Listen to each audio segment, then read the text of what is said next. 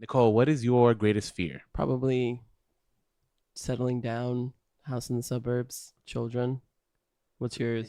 It's a very bold statement right now. What is yours? What is my? It's so funny. I actually think it's not necessarily settling down that is my biggest fear. It is the house in the suburbs. That is Yeah. my No, biggest that's fear. terrifying. I think a bigger fear though might be a house in a rural area. Oh my God. Like nothing sounds more horrific than that. When there's to live in a town where there is nothing to do. Yeah. Oh my you know, God. Worst it's just, nightmare. like, go crazy. Except take care of my child. Kill me now. Yeah, I'm trying to think of what other horrifying things. Eddie Z, you're here. Eddie Z, what's your? I'm gonna keep this to myself, just in Oh. case it get used against me. That's true. Ooh. But I don't know. I feel like someone giving me a house in the rural area doesn't sound like necessarily a punishment to most people. Like it's just like you still live, you have a home, you should be happy. But I don't know. There's something about that, just being in like the middle of nowhere that's like terrifying.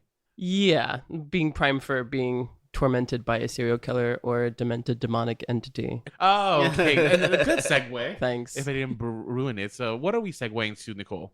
We're segueing into talking about it. It. It is. What is it? What is it? Who knows? That's what we're going to tell you, though. Well, we're gonna find out. Because, we've watched these movies. All of them. All of them. So I'm Rolando, And I'm Nicole. and this is Remakes, Reboots, and Revivals An original podcast about unoriginality.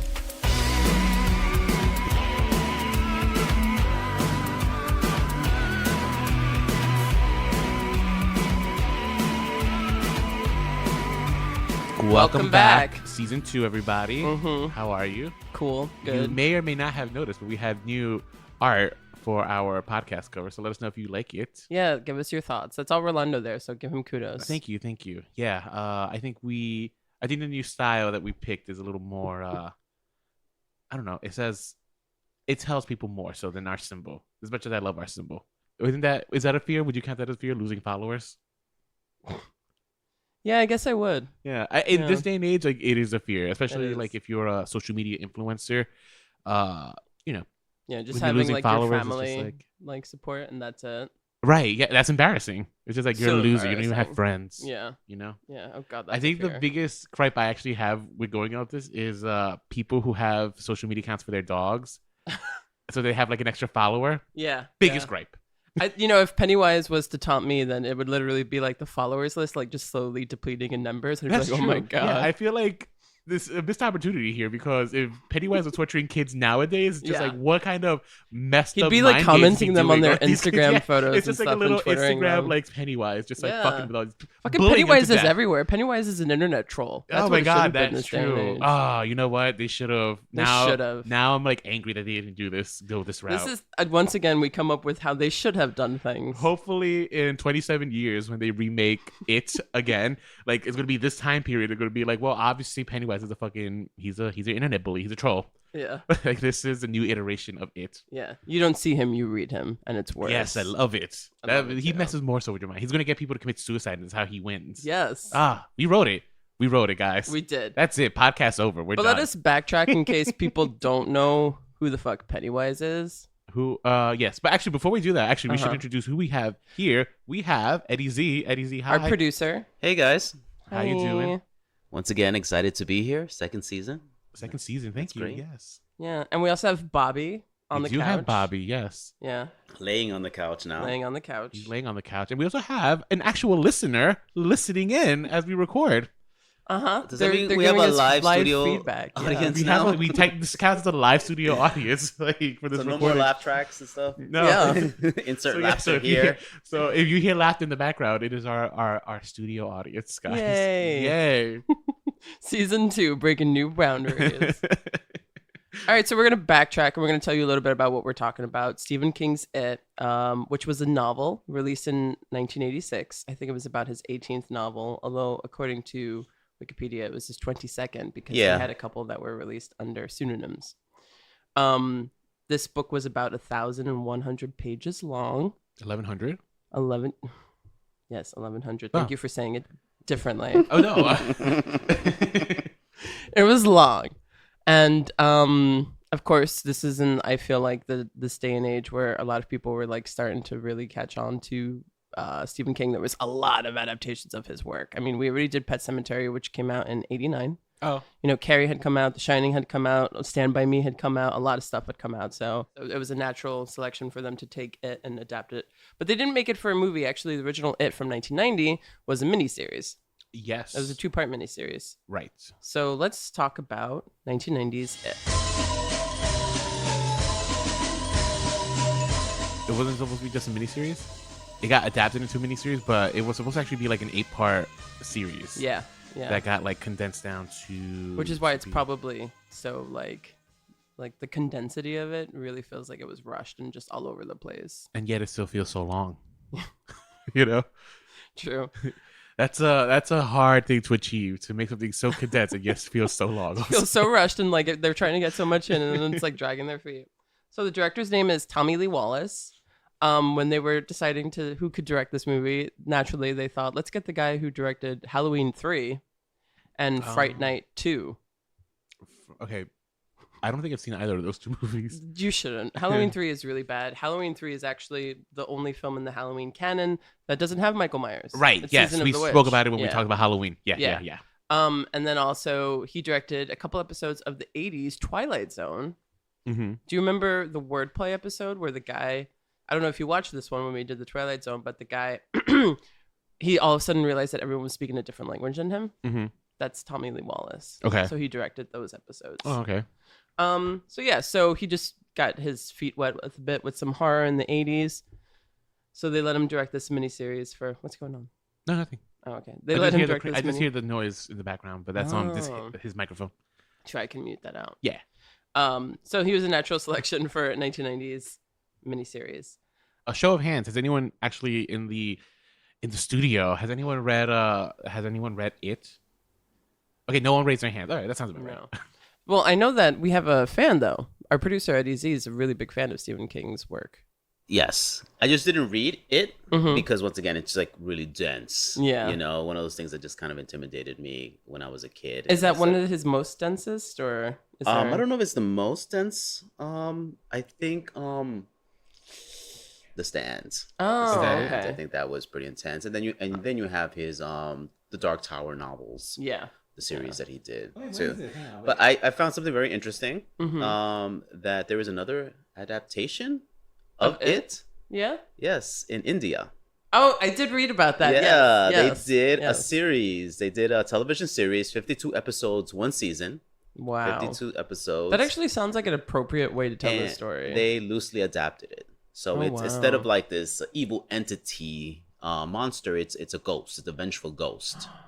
And it takes place in modern times India. Oh my gosh. So I found that was like that would have been really cool to see. I wonder if there's any musical numbers in it too. That would be so great. And I'm not even being like facetious here. Just in India, they are more prone to have musical numbers in their films because it's more accepted. So it is about a group of 7 children. In the book, it was 1957. But in the miniseries, it's 1960. Yes.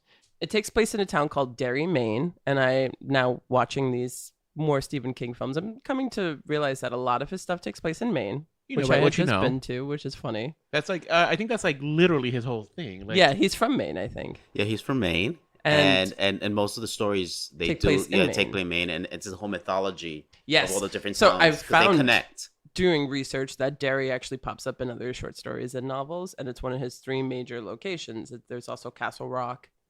And what was the other one that they call Salem's Lot? There's a third. Yeah, I can't recall that. Yeah, but there's 3 like recurring towns that a lot of bad shit happens and that come up in a lot of different Stephen King novels. And one of them is Derry. So Derry, in this one, it's like not the only time you'll see it. Like in other stories, it will pop up. Well, we mentioned this in the Pet Sematary, but they do reference Derry in Pet Sematary. Do. Yes, you did mention that, and I didn't know what you were talking about then. So now I know what you're talking about. Okay. So anyway, it takes place in Derry, Maine. 7 children who are just having one hell of a fucking summer, man. They're being bullied by these assholes. Who look like twice their age. Yeah. Yeah. Just like these losers. And then they're also being tormented by this unknown creature that takes the form of a clown. And we come to learn that this clown is called Pennywise the Clown.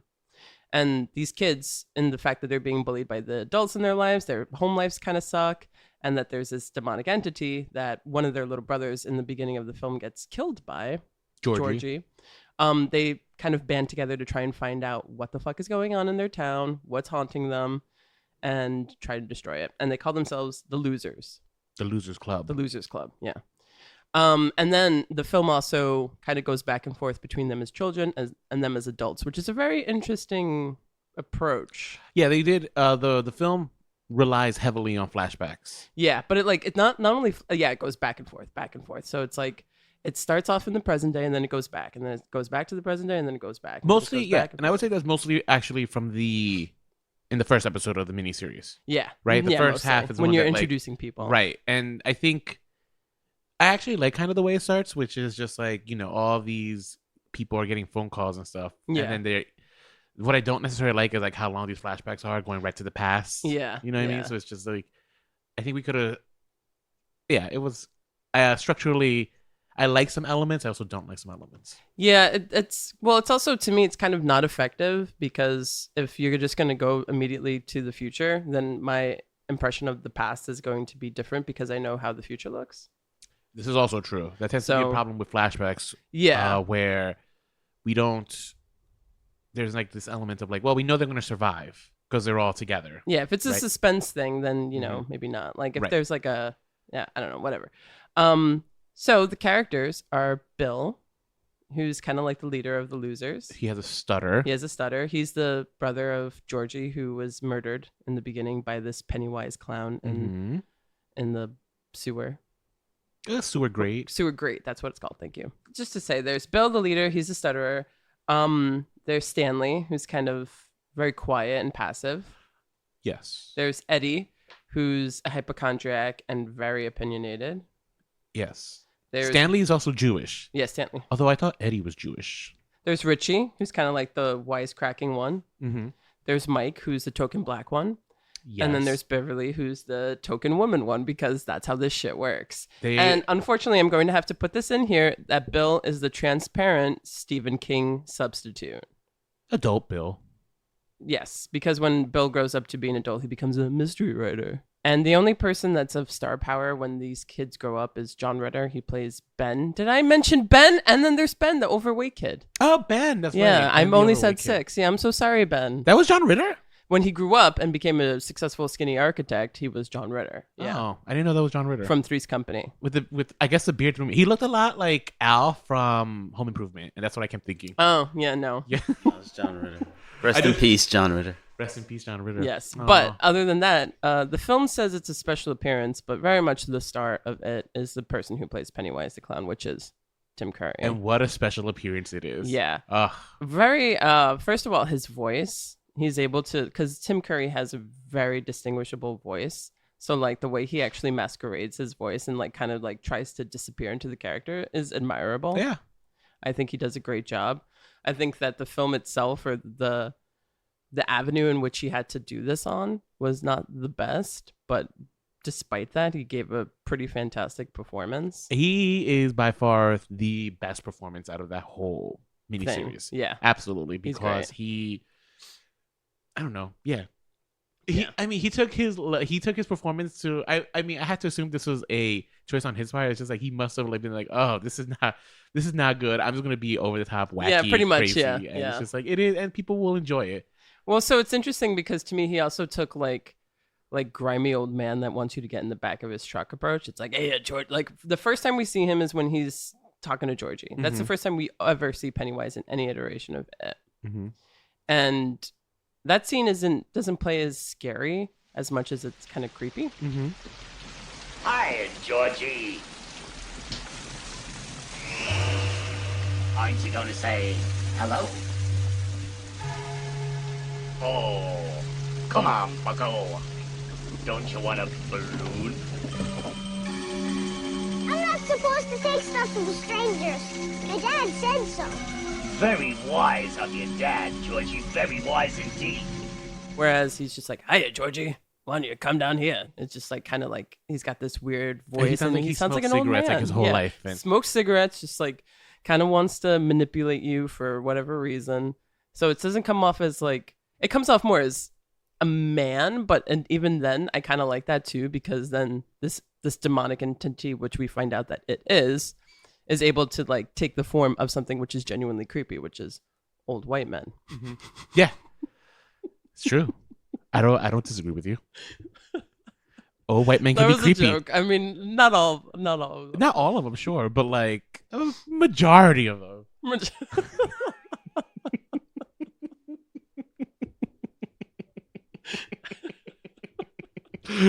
I feel like we're gonna get in so much trouble for this episode. We're gonna isolate some of our listeners. I apologize. Yeah, but Tim Curry's performance was great, but like, oh man, everybody else's was just like just so- not good. I mean, I don't know if you blame the writing because the writing's also not good. Yeah, Like the screenplay, I think it's sloppy going back and forth. structurally, sure. Structurally. You Structurally, don't I really agree with get you, to- but I'm talking literally the dialogue. Yeah, like it's I think cringy. some of the scenes, like it just felt forced, Mm-hmm. and I don't know. I also didn't see a lot of chemistry between the cast, Did not see the chemistry. but it's also a TV movie, basically. So I've seen plenty of fantastic TV movies. That were Oh, I don't think well-told I and have structural. ever, and I actually miss the era of bad TV movies. Oh yeah, well I think the only one that delivers on that still is Lifetime. yes, well that's why people love them Mm. because it's kitsch at the end of the day, and Yes. people take comfort in their kitsch. But I think that this wanted to be good. It wasn't. I think it followed like a lot of like formulaic rules, and that was kind of one of the things that it suffered from. Mm-hmm. They also had a little too much going on. So this film kept something from the book, which is Bill's relationship with his wife Audra.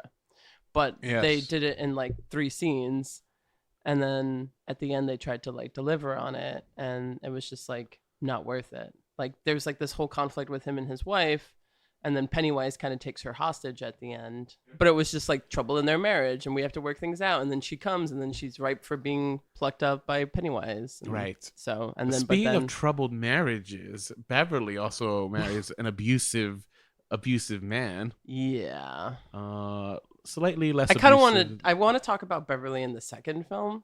Oh, a we should little talk a little bit about this Beverly too. This Beverly's terrible. This Beverly is okay. Why do you think she's terrible? I just think that she was not developed at all. She was just kind of like the girl there, and like there were points where I got her confused with Audra when I like thought back about Wow, it. they look nothing alike, and Audra was like in only 2 scenes. And yet still, I was like, wait a minute, is that Beverly or something? Interesting. I actually thought Beverly in this one was forgettable, but I think a lot of the characters were kind of forgettable. Yeah, If it actually hadn't been that except for Bill, which one's Bill? the ponytail. No, God, And he's the just as glasses. forgettable as all the others. No, but I feel like there was so much focused on him that like that's the one person that you remember. Like you kind of can. Oh, I remember actually Al from Home Improvement. John Ritter. John Ritter, thank you.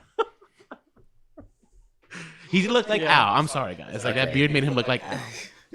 It's John Ritter. I can't. And this is a problem we're going to have in the next movie too, in the next reiteration of it, where it's just like I don't know who's who. I just at Oh, a certain really? point I can't remember who did what. Who's going? Oh, maybe. I mean, I'll take that back actually, and we'll see. We'll see when. We'll see why. But Yeah. no. The other thing I will say though, Beverly was in this version of the movie. Did you notice how like all the guys were very handsy with her, like hands wrapped around her, kind of gripping her and stuff? Yeah, Like, and she's like very like passive and lets it happen. yeah, like she Yeah. was very, for lack of a better word, a hoish. Sorry.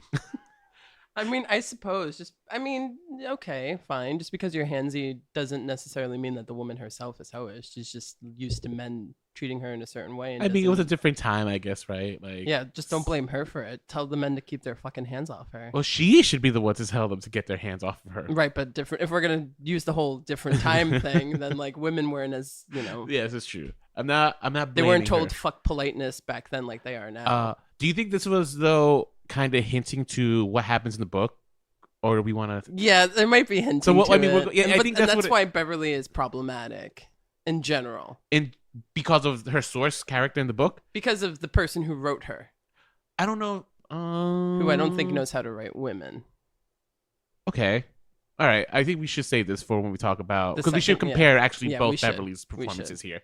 But actually, speaking of which, like I don't know, is there much anything else anyone wants to say about The the ending is 1990s? the ending is it's just like it's so weirdly done, like because at the end of they all band together as adults. The reason why we're also talking about them, they were kids. They thought they defeated him, Pennywise, But then they realize that there might not be, and because they realize that Pennywise hibernates every 27 years. So they're like, okay, if he's fucking alive in 30 years, we have to make an oath that we come back and we will destroy him. And of course, Pennywise comes back. So they go back to Derry and they try and defeat him. And this means that they have to enter his lair and find him in his true form and defeat him in that way. Because he's this demonic entity they find out that's like from another planet. Another Planet. universe. Another realm. universe that came like a here. monster realm. Yeah. So he's not really a demon. He's just like some otherworldly monster that they have to defeat. He becomes a big spider monster at the end. That lives underneath Derry, which is why everyone in Derry is like fucked up because he's pretty much been sleeping underneath there for thousands of years. And this town is built on that. Yes. That's and right. he lives I in forgot. the sewers. Because there was that scene where like Beverly was talking about how fucked up the town is because she was almost, I mean, it was implied that she was almost going to get raped by the bullies, Yes. right? And you see the neighbor who looks like disgusted by what's happening, and then he just like turns away and hides. Yeah. Which, welcome to America. That tends to be what happens. And yeah, unfortunately. We tend to turn a blind eye to like, the sins happening across the street. Yeah, maybe, over America, there's this hidden layer of Oh yeah, 1,000 it's called year Trump. olds. Yeah. Thank you. Oh, I was going to say that was a underneath setup, this guys. country. You set me up, and I hit the ball. I'm sorry. What I was going to say was that maybe it has been sleeping under this entire country for thousands of years. And is now alive through Trump. I get it. Yeah, I'm here with you. I feel you. Okay, so anyway, but yeah, so when they go in, like, it's like pretty much the true form of this is a spider. Yes. Like this weird spider thing that they have to, which is just bizarre because it's like you got this brilliant, eloquent Tim Curry who's just like taunting them the whole time, and then let me show you my true form, and then it's a spider, and it's just like doesn't work. Especially when you go into the lair and you find out that it's just this weird big spider web. I feel like I think when they had the source from Stephen King, they just didn't know how to translate it, so they chose a more like simple route, and they were like, let's just make him a spider. No, well, that is technically more or less how it was in the books, from my understanding. Right, but like the second version, I think, got it a little bit more right. Whereas I don't disagree with you there. The first one just turned him into a spider. All right, yes, but I don't know. I am not agreeing with you necessarily that it doesn't work. Like, if you're talking about special effects wise, like, sure, that didn't work necessarily because it was kind of like no story wise, but I think story wise, I think it's fine. I think that the fact that it is otherworldly, it is different, it is. I mean, in the book, to my understanding, also, they're not literally just like fighting it underneath Derry. They're kind of already in like this plane of monsters where they end up encountering the final version of it. Mm-hmm. So there's like this whole other level of supernaturalism I see that happens, I think. And I think, sure, it wasn't necessarily executed very well in the TV movie. You're limited. It's a TV movie, right? You're limited by your effects budget. You're limited by effects, period. I think from a structural point of view, it's just like I don't mind seeing the demonic creature in its full form. I don't mind that. It was weird looking at it, sure, but it was. I mean, I don't mind it either. I wouldn't mind it if it was just, I guess, done better. Yeah, And it I felt like agree with you. If it was done better, then cop-out. I say it's like it'd be better. But like story wise, I think it was fine. Well, story-wise too, though, the joke in this new version of it was that like the character who's very much Stephen King doesn't know how to end his story as well.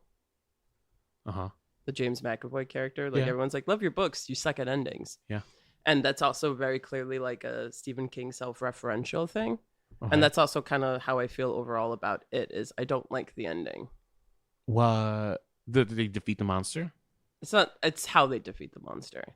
by witches? Which is that it takes this weird form. And so it's different. I've never read the book, Uh-huh. but I'm assuming that it's essentially the same in all of these things where they just kind of have to face their fears and that's how they defeat it. Uh-huh. And that's how they're able in this 1991 to rip the heart out of the spider, Yeah, they're no longer afraid. which doesn't kind of work. Why? For me. I actually think, to be honest, that's the one thing I actually do appreciate. The fact that they're able to. It's corny. I'm not even going to pretend like it's not. Yeah. I think there is kind of this. It's still kind of wonderful in some sort of way of like being able to stand up to your monster, and it's because you have no fear anymore that you're able to defeat it. That's a beautiful thought. I like it. It's the execution. It just, especially with what I've watched literally 3 hours of, that you're telling me this is how it's defeated with this weird sentimentality thing. Like this just doesn't, it's almost like left turn. Whoa. seriously, that's how it gets defeated? Like this thing that's been around for thousands of years that has this unbelievable power? Uh-huh. So it's just like, I agree that is a beautiful sentiment. But the execution of it takes away that beauty and just makes me confused and it's like, really? I don't know. I disagree with you. I think the way to defeat the monster is fine. What I think is the ending that really kind of messes it up is like the ending that happens after that, which is everyone kind of gets their happy endings. Yeah. There's no real ramifications from it, right? Like Ben and Beverly end up That's together. true. They are about to have a kid. Yeah, the trauma apparently Right, and I think goes this away. is where I think the movie itself could have had a stronger ending. Mhm. I'm fine with the way to defeat it. I think if they had kind of kept the ending a little more macabre is where it's better. Like where even though they're able to defeat this demonic entity, there are ramifications and their happiness is the price that they pay. True. Is what I think would have made this That- a little stronger ending. yeah. Like for example, Audrey, if she was catatonic for the rest of her life, like Audra. If she was catatonic for the rest of her life as a result of like these actions of these kids and stuff, like that's a fine. I think that's fine. That's Like keep true. it dark. Yeah, that's true. I agree. Where there are just some things that like just standing up to fear aren't going to fix, and these would be some of those things. Well, that was my problem with all of them too, is that none of them really suffered any sort of trauma, and that's highly unrealistic because of the shit that they experienced. One of them did. Just one. Stanley. Yeah, and well, because he commits suicide because he does not want to go back. Spoiler. But at the same time too, they also, well, especially in the second one, they make it seem like that was a heroic act. Well, that's true. They kind of, which is so it's like, it was a trauma, or was it just him being actually like this passive guy was actually a hero? Okay. Which is also like, then he didn't suffer from any fucking trauma. I don't know. I think okay, sure. The one who kind of did was because he stayed in Derry was Mike, and Mike kind of became the most believable character, even though he was totally underdeveloped in my opinion. In the 90s version? In all of the versions. Okay. In the 90s version, he's just like walking around like this like flustered detective. Yes. But in the newer version, we'll get to that in a bit. But he's also like, he stayed there, he lived with his trauma, and he grew from it, and he learned all these things from it, and he became obsessed with it. And that to me is more believable than the rest of them going on and becoming majorly successful. There's a reason for why they become majorly successful, though. Why? It turns out that they're actually protected by a spirit guardian. This is apparently from the book. There's like a entity that protects them. Oh, interesting. And that's why they are all able to leave Derry and become successful. That doesn't really get explored in the movies. Yeah, that doesn't. Yeah, they didn't Which is want to so- because the mythology was kind of like it's a little crazy. Yeah, Because very it's wonky. You know, it's That's a little wonky interesting. and stuff like that. But because of what they did and leaving, they were able to be blessed I see. in their life. Hmm. Again, this is more problem necessarily with like the source material than the movie themselves. Like if we're talking strictly from a movie point of view, like they just left town, they become successful. There's no real explanation as to how that happens, other than the fact that it's just like, well, you know, some people do find success is, you know, that's not unnatural. The level of success this group of peers have all experienced is like that's It's a little bit unusual. much. Yeah. Yeah. But you know, yeah. I don't know. I didn't find the 90s version scary, but it could also be necessarily that it's just like, you know, the way we do scares nowadays is different. I think it, you know, I was like, I didn't hate watching it, but I was just like, oh, okay, it's fine. You know who else was in it? We didn't mention who else was one of the child actors. Seth Green. Oh yeah, that's right. Seth Green was totally didn't- the original Eddie. Yeah. We flash forward now to 2017, 27 years later from the 1990s version. We have we have more notable child actors. Do we? Well, I would say definitely. Oh, I guess one. Sorry, same problem. One notable child actor, the kid from Stranger Things, Finn Wolfgang. Yeah. Is that his name? Yeah, I got it. He is a big, I would say, like the big name from the child actors and stuff. And then everyone actually gives those solid performances. Yeah. So let's talk a little bit about 2017's It and its sequel, 2019, because I think these two had to be, I guess, digested together.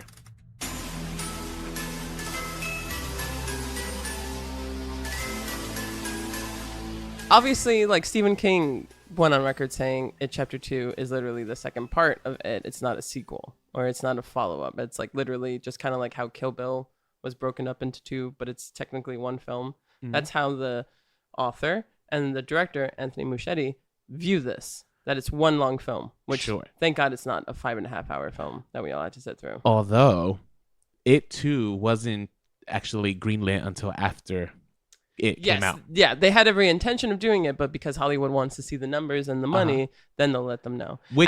Which is why they actually, a lot of part 2 looks as though that they like had leftover scenes from the first one, but the actors had to come back and they had aged incredibly so within a year apparently. So they had to do I mean, that's what happens with adolescents. Yeah, of course. Yeah. So they had to actually de-age them, which is why they kind of looked off in the new one. I didn't notice that. I noticed it. Will say this though. I think because of that decision, Chapter 1 stands alone as a beginning to end its own movie wonderfully. I didn't necessarily need Chapter 2. Really? I'm going to say that right now. Yeah. I think because they didn't know necessarily if they're going to do a sequel. So you had to like kind of close things up, but still leave things open enough in case, we get picked up again.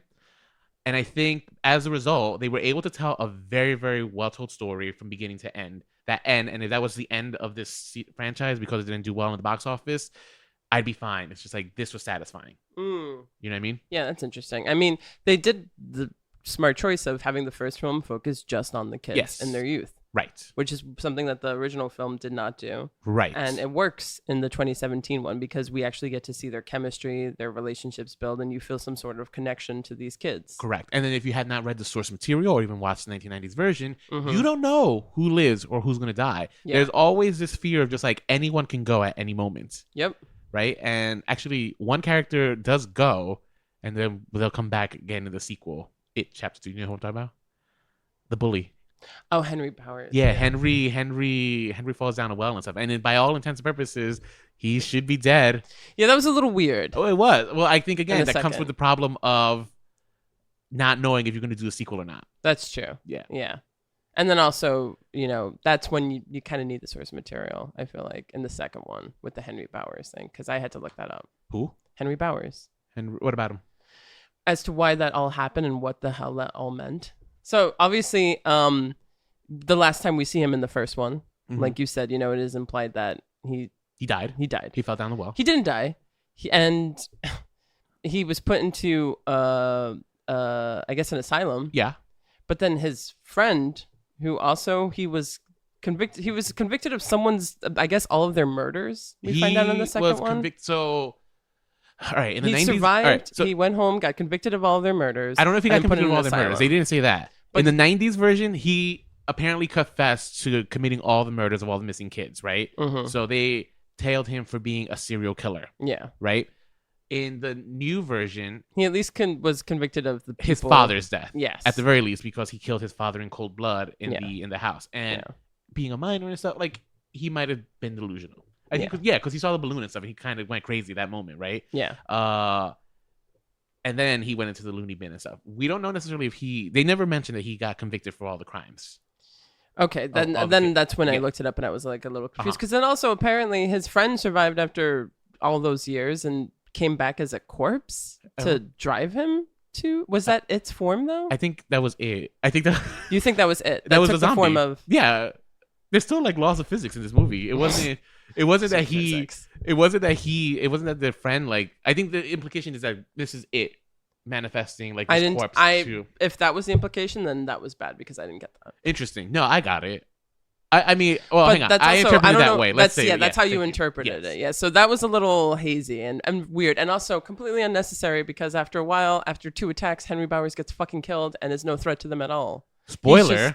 Of course, guys, we're gonna spoil it. We are spoiling the shit out of it. But then it's just like, then why even throw that in just to like, because this movie was long. Chapter 2 was fucking long, and you could have very well taken Henry Bowers out of the equation, and the movie would have been fine. It wouldn't have been like, oh wow, I think we needed Henry Bowers in there.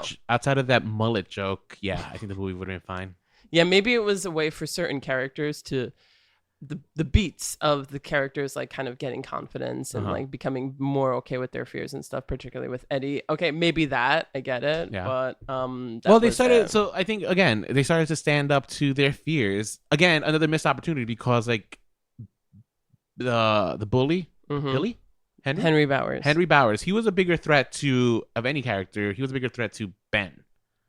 right? Ben himself didn't have really any encounters with Henry Bowers as the He adult. didn't. No. Missed opportunity because Missed like opportunity. he was the one indeed. who kind of carved his initials into the fatty Yeah. in the he did. part one. Yeah. You know, so There was some terrible terrorizing. That was terrible terrorizing. he was a horrible character, human being. Yeah, you he know? was. Yeah. Yeah, but we actually Horrible, really ghastly. jumped into this. There are some major differences, I think, between the 1990s version Yeah, go and this over one. it. So, one of the first one is like the time periods. So, in the original one, we mentioned it was 1960. Mm-hmm. In this version, it is the late 80s, right? Yes. Where it starts taking place. Mm-hmm. 27 years later, now we're in.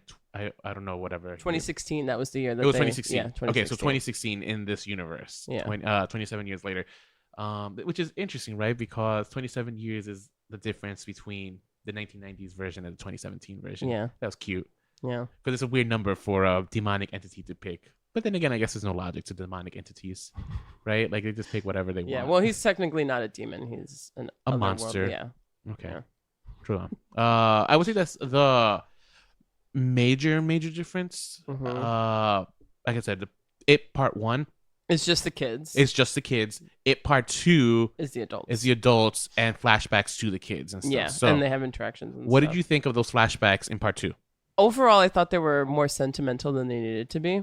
Oh, that's I found the second film to be incredibly sentimental. all right. It kind of suffered from that Lord of the Rings thing where at the end it's like, okay, you could have ended 20 minutes ago, but you decided to just have all these like weird sentimental moments because you think the audience is connecting with the Losers Club. And I get it. And I think some people are, that they identify with the Sure. Losers Club and that we watch this whole film of them as kids. Now we see them as adults and we need to connect. And that's how you build relationships. I get it. Mhm. Still a bit much. The reflection of them like walking down the street and seeing themselves as kids in the mirror.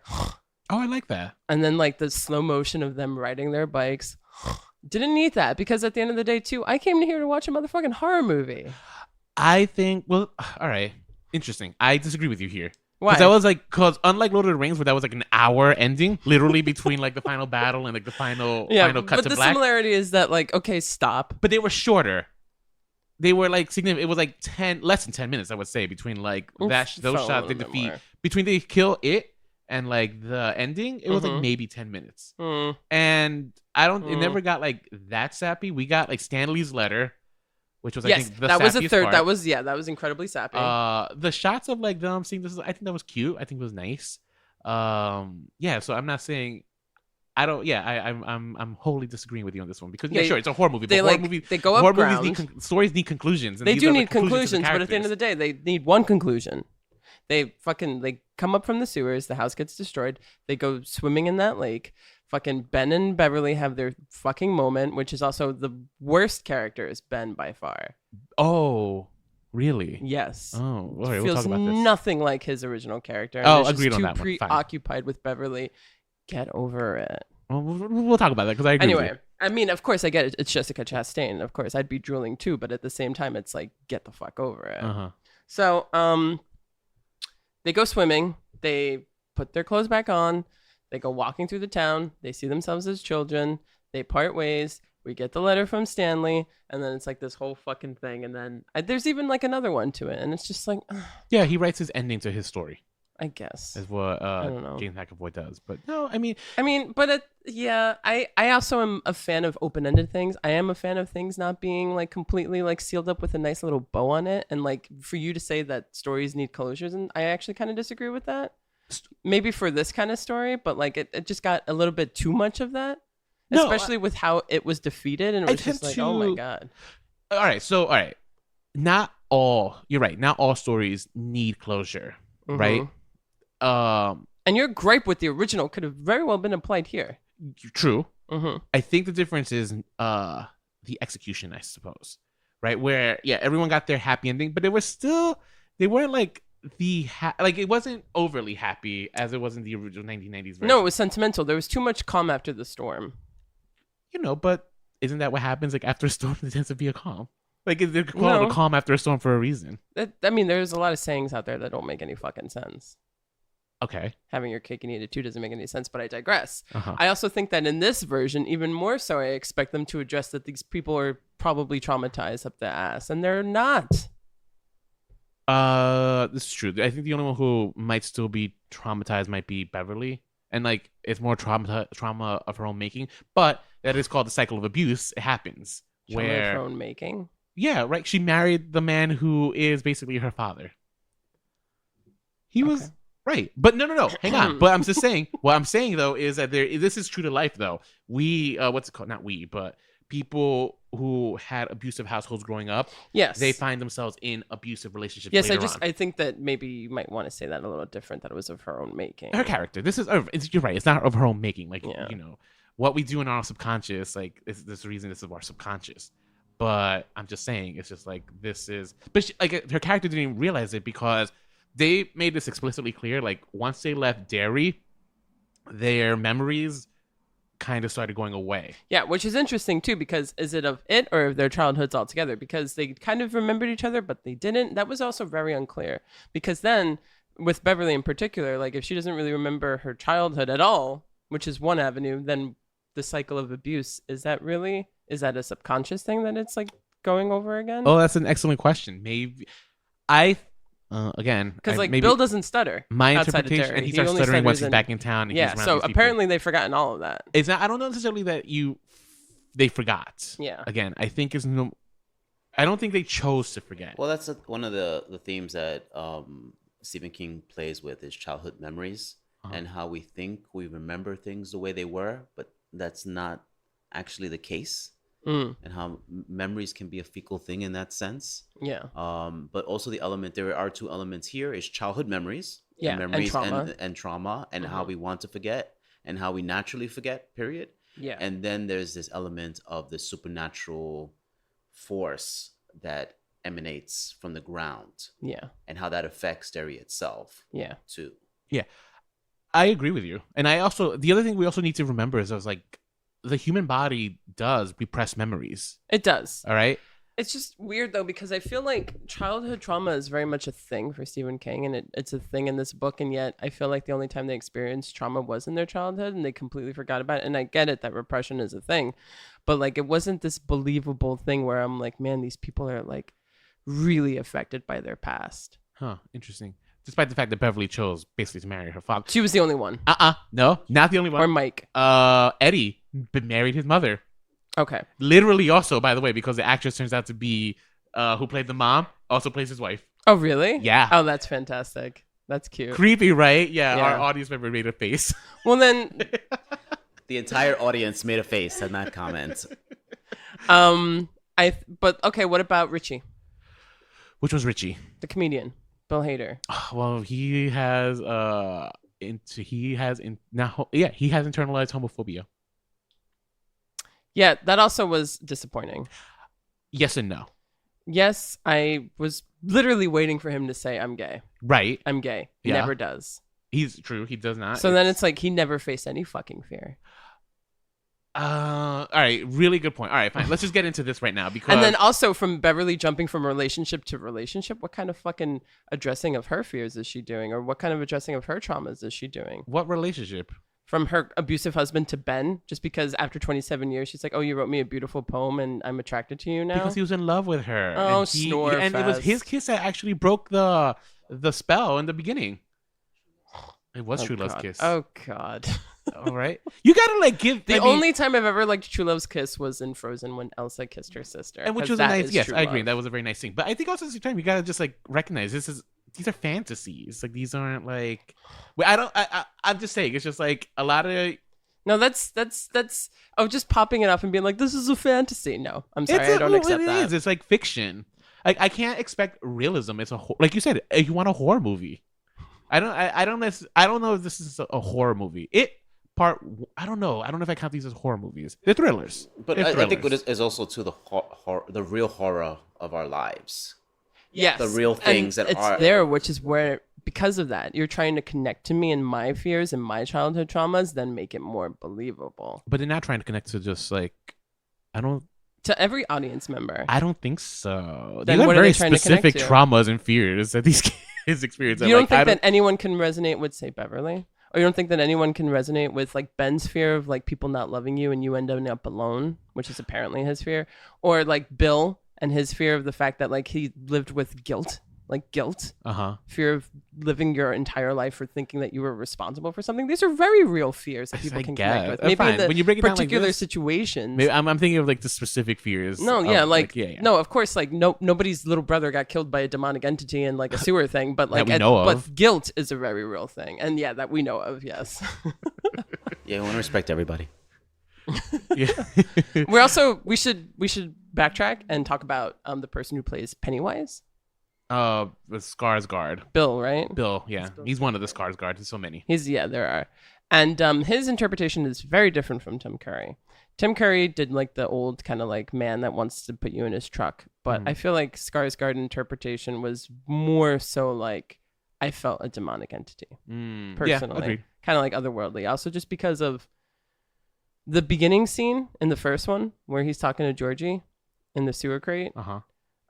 And his voice and just the way he does it is genuinely disturbing. It is. It's a good voice. It's not just like some creepy old guy. It's like It's like a creepy old guy trying to play a clown. Do you want a balloon too, Georgie? I'm not supposed to take stuff from strangers. Oh, well, I'm Pennywise, the dancing clown. Pennywise? Yes, meet Georgie. Georgie, meet Pennywise. Now we aren't strangers, are we? He had like what's it called? So you could tell like he had like those like deep undertones of like kind of like sinister, and then like he was able to manipulate his voice to have those like high notes that makes it so like creepy. Yeah, I think is what Yeah. he was able to accomplish. yeah. No, his approach was very It effective. was, yeah, I agree. I think it was very nice and stuff. Yeah. Speaking of opening scenes, though, let's talk about the violence children experience because I this is actually one of my favorite parts of. This is why I like It #1 over the other ones because It #1 gave you something that I don't think I'd ever really seen, which is just like when Georgie got his arm bitten off. Like Yeah. I never had seen like a child like actually physically hurt. Usually it's always implied and you never see it. This one we saw like his arm get chopped off. Yeah, no, I And think that was horrific and yet so satisfying.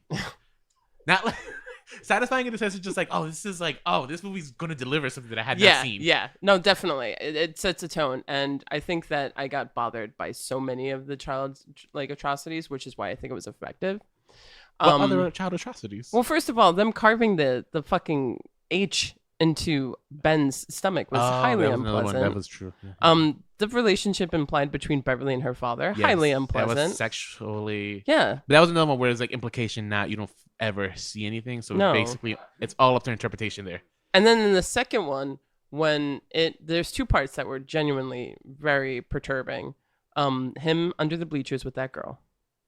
That was actually devastating. I wanted to cry. Interesting. So I like that one. I was kind of disappointed in that one because they kind of They didn't show you. They didn't enough. show us I'm anything. so glad they didn't show it I to me wish because they I had would have shown us. been like flat out crying. I actually also kind of had wished that it seemed like she was like a smarter girl. Yeah, that too. I was And that hoping they was would go the another route thing. where like she'd be like, "No, I don't mess around And with she strangers," escaped, and yeah. it'd be great story wise because like it's showing that like maybe it right now from what the defeat that he suffered before is not as strong as he was before, right? Hence why he's calling That could the have kids been, yeah. to. No, that was just it was there just to disturb people. It was just there to disturb you. It was which is also why I was like, "Fuck you." plot wise, like this girl had no connection to anybody. No, she was just like, just so you know, he's still terrorizing Uh-huh. and killing children. Bam. Right, because our first interaction with it in the second part was the gay couple, Yes. which I actually want to talk. I think as Let's a talk gay about man, it. we have a lot. I just want to have- say one more thing though about the childhood things. Like I found that sure. also upsetting because also too I really feel like he wasn't preying on her fears. So then it's also like why was he able to kill her? Because she was I think stronger and smarter than other kids that he had recently developed with.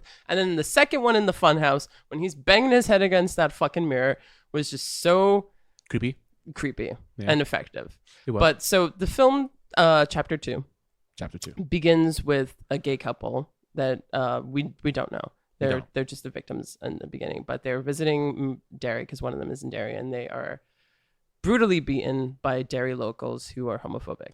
The reason they're beaten though is because they're out with their relationship. Yeah, right? yeah, They're kissing by in public homophobic and stuff, Derry and locals, They get, yeah. what's it called? As a result, they end up having a target. However, it's important. The reason this is important is because of like this is where the it mythology kind of falls apart a little in chapter 2. Oh, All right, the out there's two gay men. One is really ready to hide so he doesn't have to encounter any danger. The other one, the one I would say is more coded, obviously, like Xavier Dolan. Yeah. Is that who he is? He's a filmmaker, yeah. Oh, didn't know that. All right, so he is like really out and proud. He stands up to his like the bullies. He does. And as a result, that's what ends up causing the two of them to, end up getting like in this hate crime. Well, that's the one he is pretty much murdered because he is murdered. The other one just gets beaten. He gets murdered. Right. But even while he's getting the shit beat out of him, what does he do? He's still fighting. Mm-hmm. He's not afraid. No, he's not. He still insults Then his he gets thrown haircut. overboard over a bridge, and the clown finds him, And saves him, and eats him. Now, here's where I kind of have a problem. It's just like, from a story-wise, it should not have been the gay guy who has shown no fear. It should have been the other guy. Because he was the one who was afraid. And it was just a little mistake that I was already just like, oh, this kind of is already throwing me off a little, because, like, he feeds off of fear. Like, yeah, being rescued by a clown on a river, sure, that might be scary. But the man just literally stood up to, like, 4 homophobic guys who were just beating the shit out of him. True, but I also think that was just literally him waking up and needing to feed, and it just so happens that he fed on this man who was thrown overboard by a homophobic hate but crime. I think, again, it's just like... He wasn't attacked by This would have the been a clown. very simple fix of just flipping over who's Right. who gets thrown overboard. I think it matters more if Pennywise had attacked them himself. Like, I literally think it was just timing-wise. It was like, oh, here's a hate crime that just so happened to happen when Pennywise needed to feed. Maybe, but also at the same time, like, the reason... Because right after that, the one we see is Mike. And Mike has apparently been on this trail, and he's kind of put the pieces together. It's just like, it's happening again. Mm-hmm. One crime would not be enough to signify that it's happening again. But so I think this is... it wasn't a crime. It was dismemberment in the even sewers. then, but I don't think it's just like this one dismemberment is going to be the one that kind of tips him off that's starting all over again. There must have been already a pattern going on. I suppose. And then, he did say there was a pattern. And also, time-wise, so that means it was 27 years. That means that the entity himself isn't a crime of opportunity. I think that there's a lot of confusion. And that's why it's also, the ending didn't really deliver for me, because it's like, I feel like there were moments where they weren't as afraid of you, or like you weren't really killing and feeding off of fear. Mm-hmm. So how is this what's being able to kill you at this moment? Mm-hmm. The fact that they were just like clown, stupid, and they just started screaming at it, and that's how that fucking thing, after 5 hours of that insane torture, gets defeated. Yeah, it's very much sticks and stones will never hurt. No, sticks and stones may break my bones, but apparently so do words. Yeah, no, like seriously, like you don't need to take his heart out like at all, because all you need to do is just call him a clown. And that's how he gets defeated. Clown could be a very harsh thing to say. If we were at RuPaul's Drag Race, why are you defending this? No, because I'm not. I'm just like, I'm messing with you. I agree with you. Like, executionally, it was kind of like a little hokey, but at the same time, I think it was. I don't know. It worked for me. It worked for you. It didn't Story-wise. work for me. It was absolutely ludicrous, in my opinion. Yeah, but it's that's the same also problem you had with the '90s one. Yeah, it is. Right. It is. I think it's just my problem in general. Like, and same thing like I repeat before. Love the idea that like as long as you overcome your fears, because at that point he had put them through so much shit that I'm sure that they were just fucking exhausted and ready to fight back. And it's like, just throw whatever you have at me. I'm like not afraid anymore. You've literally cured my fears. That I get. But then it's just like the approach of how like you being stronger and overcoming your fears is what's going to kill it, and them just like literally berating him to death. Which is just, it's a little wonky. Yes, they become their own. The They become the execution own is bullies. Yeah. Just I don't know. It didn't work for me. Yeah, I don't know. I find it fine. To be honest, I did. Okay. And maybe you found that a good ending? To the point where even the movie addresses that Stephen King endings are not very good. And then maybe that's also why I kind of appreciated it, because like that was the running just because gag. they throw in a self-reference, like, it's what's it okay. called? I mean, literally, Stephen King himself is one who says like your ending. Yeah, Stephen King makes a cameo in the movie, and he says that, and then I'm just like, let this guy fucking speak for himself and have self-awareness. Fuck off, because this guy is a fucking creep. Stephen King. Stephen King. Oh, so now why do you think he's a creep? Can I read you something? Sure. Okay, cool. So I found while doing my research, because I wasn't going to read this book, but I wanted to be somewhat aware of it. So I found this list amidst my research. And the title of this list is The Top 5 Sickest Stephen King Sex Scenes. And we'll be sure to add this in our show notes. Yes, we will, because you're going to want to read this. So the way that they list it too is really interesting, and I'll give you the top 5. Number 1 is the scene from It, but number 5 is anal with a handgun in the stand. Ooh. Yeah. Number Kinky. 4 is electro rape, an apt pupil. Oh, I like that, people. That was a Stephen King? That was Oh, I didn't know that. Number 3 is licking semen stained sheets in dedication. Well, I mean, who doesn't do that? Stop. Number Stop. Number 2 is the incredibly detailed child rape in the library policeman. Okay. Which apparently lasts for 5 pages. The library policeman? Yeah. And then number It lasts 1. for 5 pages? It lasts for 5 pages. Wow. Then the number 1 is the children's gangbang in It. Okay. So Explain to us what is a children's gangbang in It. Do not explain that. No. I think in the title alone. It's, yeah, I think No. Okay, fine. We know that. Do we Stephen know why King goes it into happens in the detail. book? We don't want to go into detail. We do know why it happens Okay, in the so book. that's- So here's the thing. Beverly. We're going to talk a little bit about Beverly right now. The only woman in this group of losers that 2 of the boys, Ben and Bill, in the move in all iterations of this, both like. They both have a crush on her. Only girl. They're 11 years old. They're facing a demonic, otherworldly entity in the sewers. Mhm. They do somehow defeat it. They don't entirely defeat it, but they defeat it enough that they're like, let's go home. But in the book, they have trouble finding their ways out of the sewers. And it comes down to them needing to sacrifice their innocence in order for them to get out, apparently. Okay. So the way that Stephen King decides to do this is that all of the children, by Beverly's wish, have sex with her, one after the other. So it's consensual.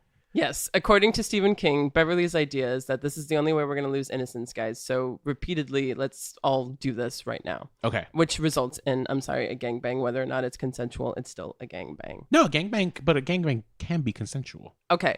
Yes, it can be consensual, but a gangbang is still a gangbang Sure. of 11-year-olds. That's where I think this is gross, obviously. I don't know why Stephen King thought it was necessary to tell the story. I think he also just likes to gross people out at the end of the day. I think he likes to kind of just like be that creepo and weirdo that goes there. Especially if you read the rest of this list and just read, I don't know. I've never read a book, and that's why you can fucking attack me for it. But at the end of the day, after reading this list, I'm not intrigued to read any of his books because it's like, why are you so obsessed with creeping people out, especially sexually? That's what it really seems like. Oh, well, I mean... Now, one of the ones on the list sounds like it was actually crucial to the story as to why he had a really unnecessary long child rape scene that he detailed in a book. But this, I'm sorry, it didn't have to be that they had to sacrifice their innocence by joining in a gangbang in order for them to get out of the sewers. He did not have to write that. Wow. That doesn't really make sense. I don't disagree with you. He didn't have to write it. I don't know. It's just like... A grown man writing this is just a very creepy thought. I'm sorry. I agree with you. I'm It's not, just look, not I'm not cool. defending Stephen King. There's a reason they have to sacrifice their innocence for some fucking reason, whatever. It doesn't, no, not okay. I'm not okay with this. So now watching and thinking back about it and thinking about the Beverly character and all the shit that he puts her through and the fact that at the end of the day, too, when she grows up, she's still highly sexualized by 2 people and that she has to end up in a love romance and that has to be claimed by one of the boys really pisses me off. Wait, who was she sexualized by? Oh, Ben. No. And Ben longing for her doesn't mean that she was sexualized by him. Ben was possessive towards her. Yeah, I'll give you that, but that doesn't equate. When like, you are possessive, you are sexually But wait, involved. in what sense did you get that he was possessive of her? Anytime she talked to Bill, there was a cut to him watching it, not okay with it. Called jealousy. That doesn't mean that he's possessive of her. The same thing. Go- Jealousy and- will lead to possession. No. Yeah. I disagree with you there. Not all jealousy will lead to possession and stuff. Like, you can literally be jealous of someone. That does not mean that you think that you own them. In fact, I would argue the fact that he walked away to let Bill, Bill and her have their kiss, and you can see him crying. That was like the most gut-wrenching moment in the movie, where like you see like that Ben As was children, just, like, heartbroken. maybe. As children. I'm talking about as adults, first of all. Also, you can be jealous of, but once sex and love and all of that shit gets involved, then it's a thin line from one to the next. But I think he was jealous, but that doesn't mean that he was possessed. In fact, he never grabbed her. He never tried to. All he was just doing, and this is Well, no, he hadn't seen her in 27 years. He couldn't Well, get of away course. with that. But shit. the other thing you have to realize is just like when you're around people that you haven't been around in a long time, you tend to revert back to kind of the social hierarchy that you were then. You just do, right? And it's sometimes you'll try to break out of it and it turns into a pissing contest. It does. I never got the sense that like he never really went out of his way to like really get in the way between Bill and Beverly, because he was just jealous. He was heartbroken. He did not go out of his way to like say, it's just like, yo girl, like I'm the one who wrote you that letter. I'm the one who has loved you from like the beginning. I'm the one who gave you that kiss that broke the spell. The point is that at the end of the day, she was still this woman that he entirely just wanted to fuck, right? One of the guys just had to like claim her and like just was so fucking in love with her, and then at the end of the day, she couldn't have any time alone. And I'm sorry, I'm big on like women being treated in a way that they should be, and this woman was not written well. This woman was not treated the way the opening scene of her and her relationship. Devastating to see, unfortunately highly accurate, and we should probably see that women get into relationships like this because of their cycles of abuses, but like still, it's like I really feel like finding out what happened in the book really affects my view of this Beverly character in general, because I just feel like unfortunately it's just someone who doesn't understand women very well, because had he understood who he was writing, then at the end of it she would have been alone.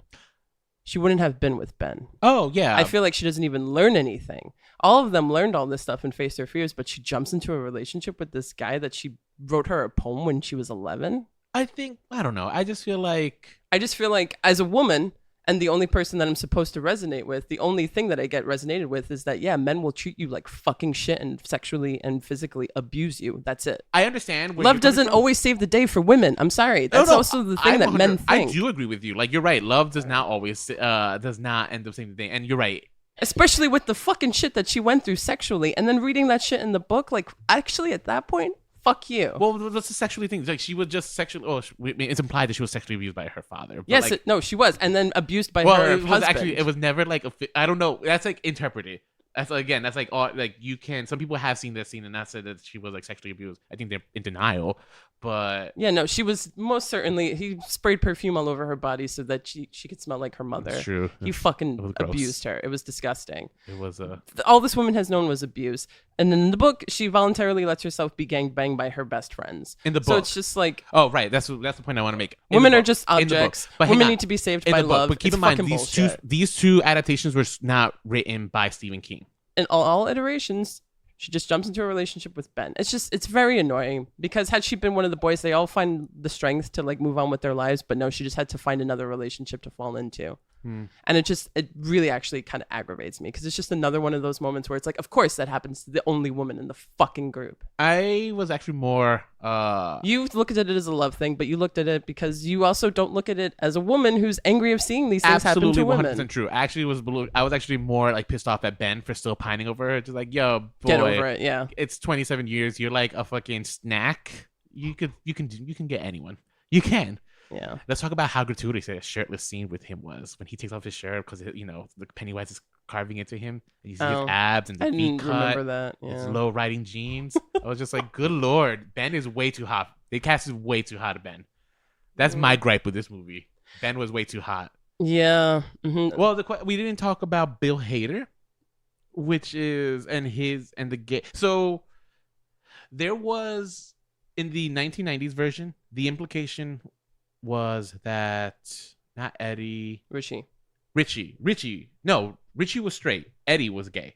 Oh, what? Oh, in the 90s. Okay. Yeah, right. Eddie was a hypochondriac, right? Because right before they go into the cave, he confesses to them how he's never been with anybody ever. Yeah. And yes. And even the way he's portrayed, there's coded language that he might be gay. He's neat. He's clean. Mm-hmm. You know? Which that Eddie's more believable. You think?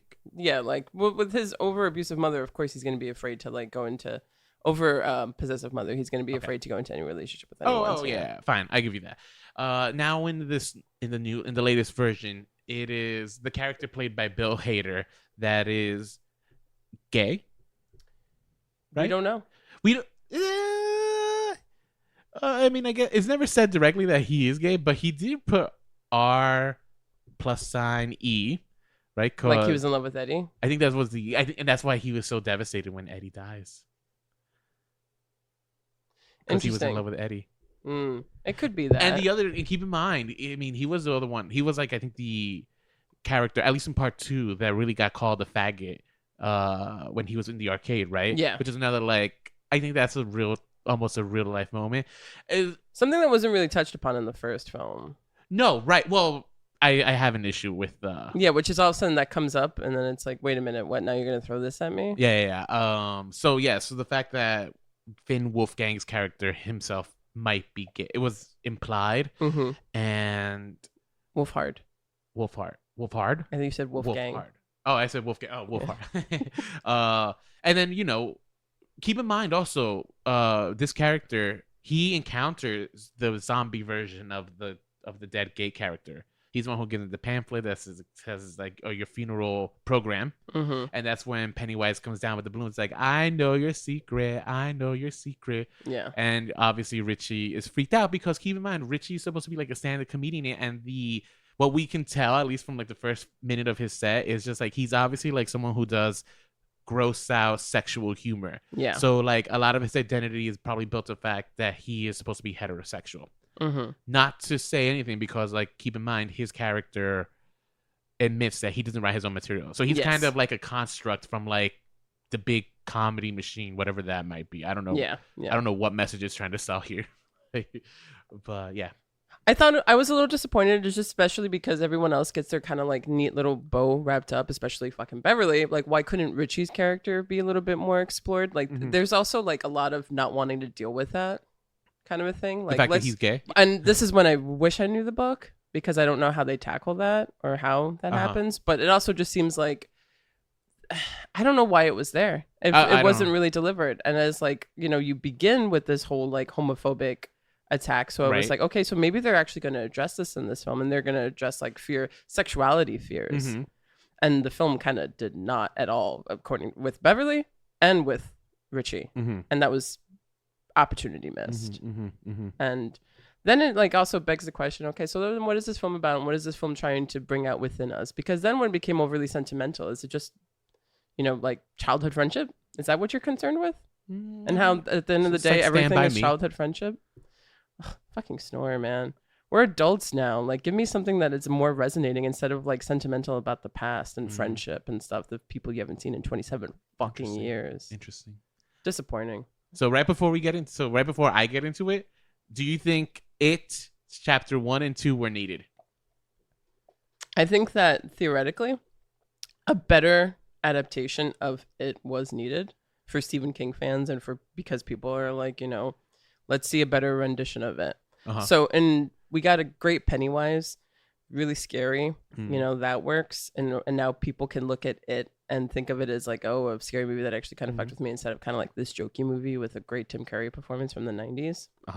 So in that like fanboy world, it was needed. Okay. Outside of that, with what I've found out within my own research, with looking at everything that I looked at and with the opportunities missed in the second one where it kind of promised me that it would fix those things, then it didn't, especially in these characters that are quote unquote the minority, the women, and the one gay character, and then the black man didn't deliver. Mike was a very undeveloped character. They all went off and found something, but we don't go with Mike. Mike's just like kind of there to bring them together, and it was just kind of like, really? Like, give me more Mike. He gets his happy ending at least. Yeah, they all get their fucking ridiculous happy endings that are also not believable. Well, I don't know. Stephen King can't write endings. Yeah, pretty much. So in that sense, I thought maybe it would dig a little deeper and it would, rectify some things, and it didn't. So at the end of the day, no, I don't think this was needed. Interesting. So I half agree with you. I actually think It Chapter 1, that one was needed because that one was such a good movie from beginning to end, and it delivered on scares. Like for me, one of my favorite scares was when they're looking at the film projection, and then you have like this huge, over the top like size Pennywise. Like that genuinely scared me, right? Because it messes with Pennywise can be whatever he wants to be. So he can be however big he wants to be, and it still messes with you because, like, up until this point, you think that like these rules. Pennywise is only one size, and that's it. That's how you encounter him. To see him like this large garage-sized monster terrified me. It messed with me. It was good.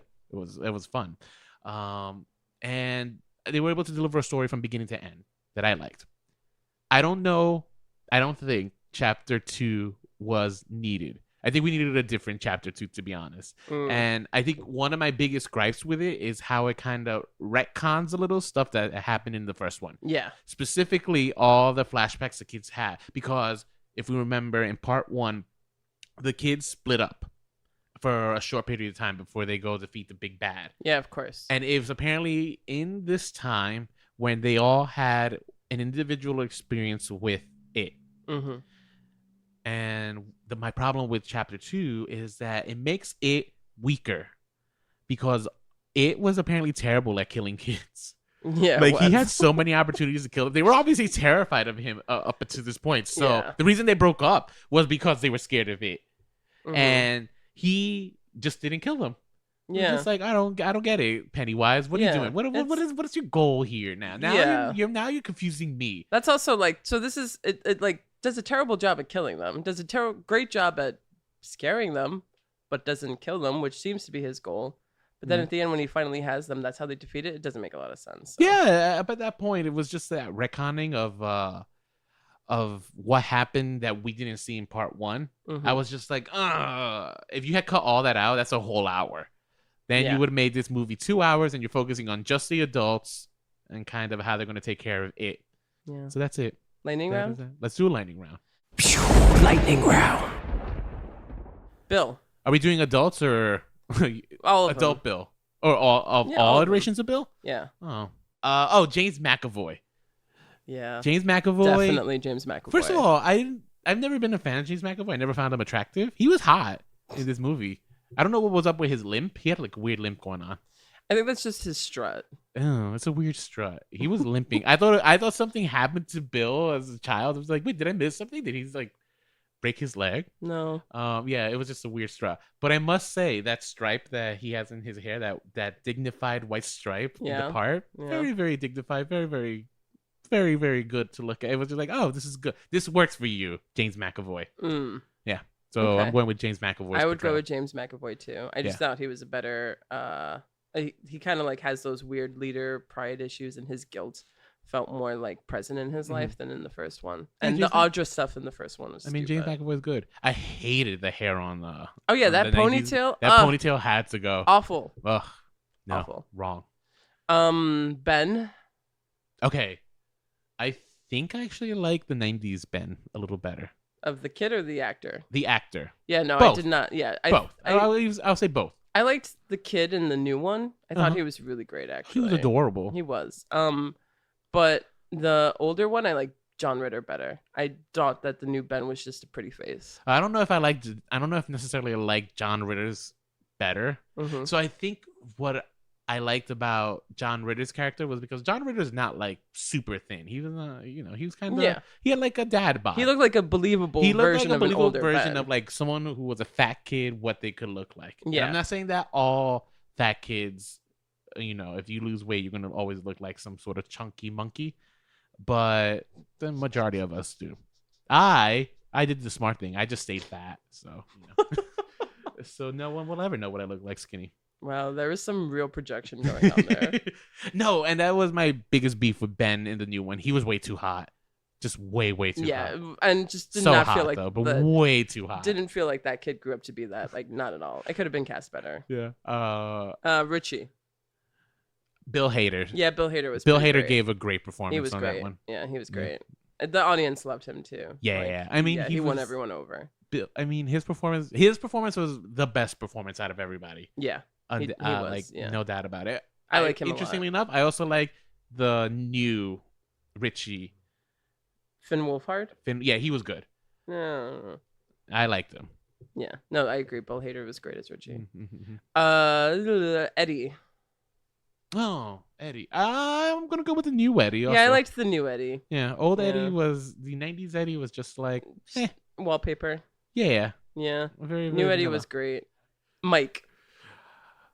Man, they were all the same. They were. Yeah, all they same, were. basically, Yeah, right? Like that's such a fucking shame. I think I like the young Mike from the new version. Okay. Right, because he lost his parents in the fire. That may or may not. I don't think it was related at all to Pennywise. But he was also kind of like the researcher also, and like the, so Yeah. he's one who else put all the pieces together. Okay. What about you? I kind of liked his like grumpy detective thing from the first one, but I guess also just genuinely disappointed at how not well developed he was. All right. So I guess I'll go with the first one. Okay. Stanley. I never liked Stanley in any of these versions. Poor Stanley was just kind of there, and he needed to be sacrificed for them to get together. So I get it. That's how this movie lost its innocence. Yeah. Yeah, that could have been one of them. Could have killed themselves. They didn't have to do a gangbang. Oh, technically, they would have had to kill him to lose innocence. That's true. So they would have had to like all choke him. Oh my god, it'd be beautifully shot like Orient Express, where one by one they're just stabbing. Yeah. Him. Oh yeah, that would have been great. Yeah, Yeah. see, we're already pitching obviously the new version of It. Yeah. 27 years from now. Yeah. Well, it would have to include the internet. So how can you sacrifice yourself on the internet? You post a naked picture of yourself. Yes, there you go. Bam! They could have just done that. See, no gangbang needed. Mm-hmm. Beverly. I think I like young Beverly the most in the new version. That's the one I think I enjoy. Beverly in the first one great was performance. Great performance. You can see how scared she was in the moments with her father. Yes. And yet how the actress had to kind of pretend like it's this weird thing, right? You had to show that you're scared at the same time while trying to show that you're not. Yeah, and she did such a good job of that. She did. Good job of that. She did. She was great. And Jessica Chastain is great. Yeah, Jessica Chastain is good. I think the young girl performance, like, it was a better written character. Yeah. Pennywise. Oh, okay. So I did a lot of soul searching for this one, but I think my favorite Pennywise is Tim Curry's Pennywise. I mean, yeah. It's so cartoonish. It's so over the top, but it works. Like, my favorite scene is when Tim Curry, when Ben kisses Beverly, and then he looks in the mirror and he realizes it's Pennywise. Yes. So then the next shot is Pennywise, smeared lipstick. He looks all shocked and he's just like, "Kiss me, fat boy." Yeah. I was just like, I'm here for it. Yeah. That's when he won me over. I'm just like, this is my Pennywise forever. Although I think that the new Pennywise feels more like a believable kind of weird entity and is really creepy. There is just something so precious about Tim Curry's Pennywise. It holds up. It does. I think that's what it is. Like, I think I like it for the kitsch. Yeah. And I mean, just watching it in the 90s, right? It's a movie from the 90s. The movie itself is kind of like, eh. And yet, I found myself just captivated by the performance. Yeah. So, and as a result, it's just like, this is the winner. Tim Curry forever. Tim Curry, absolutely. Yeah. So, that's it on It.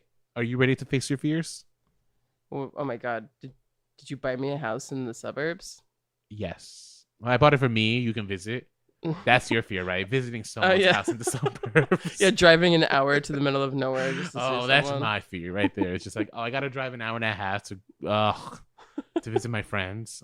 You're not friends anymore. Yeah, but what I'm really afraid of is people not liking this episode. So did you like it? Did you agree with us? Let us know. You can reach us on Instagram, Remakes, Reboots, Revivals, or you can email us, remakesrebootsrevivals@gmail.com. Yeah. Or hit us up on Facebook, but no, you hit up us on Facebook. We need the likes. Yeah. We could always use and more. also, guys, do not forget, but please rate us on whatever app you listen to, because that just helps us. Yeah, please rate us. Let us know. Do you like the new cover art?